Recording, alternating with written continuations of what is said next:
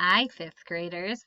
You get to start the very first story in our benchmark book today, which is very exciting. This is one of my favorite benchmark units because it ties into science, some really cool science things about plants and animals and how they work together. Now, in the last assignment, you thought about how living things help one another survive.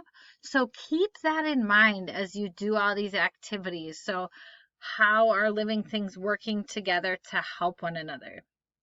So, for this first story, you can either read it right in the Cami assignments. So, you can either just read it right in there. Either way, you'll be opening it. But either you can read it in there, or if you click on this link, it will take you to the book and then you can listen to it. Let me show you what that looks like. So you can just click on that link. It'll open it up. You might have to log in. I was already logged in. I don't know exactly if it offers you that option as a student, but you don't have to do that. So then you'll just click, and you can just click to page 6 or 7. Or look, I just figured this out. Actually, some of you might have known this, but if you click on the story you want, it'll take you to that page. So then you are on the right page, and then you can listen to it.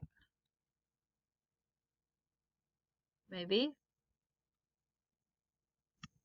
Oh.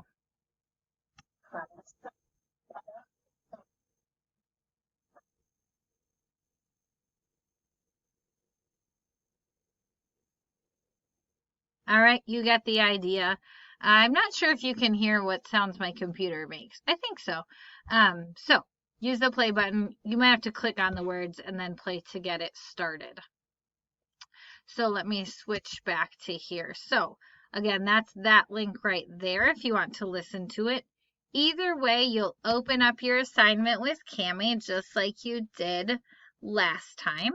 Okay, so here's the book where it looks exactly the same, but you have your options in Cami over here. So for this assignment, you are going to, after reading it, you are going to underline the main idea. Okay, so you're going to read it and you're going to think, what is the main idea of this text? Now, I'm going to go ahead and pull up a slide that might help you think about that. So, we're evaluating key details to determine the central or main idea.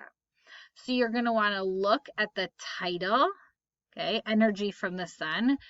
That they name it that way for a reason. So the story probably has to do with getting energy from the sun and then what happens with that.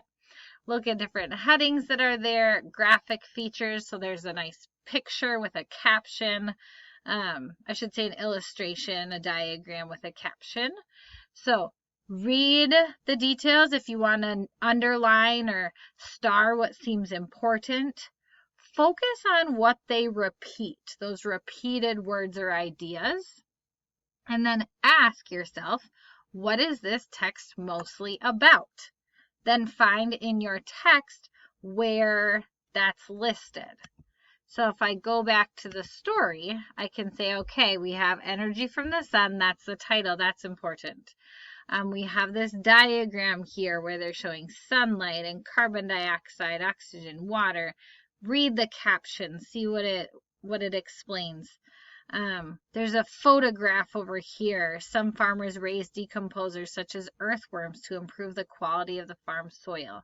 So note those details. Note what gets repeated, and that will help you find the main idea. So ask yourself, okay, what is this mostly about? If I say it's mostly about worms, does that sum up it all?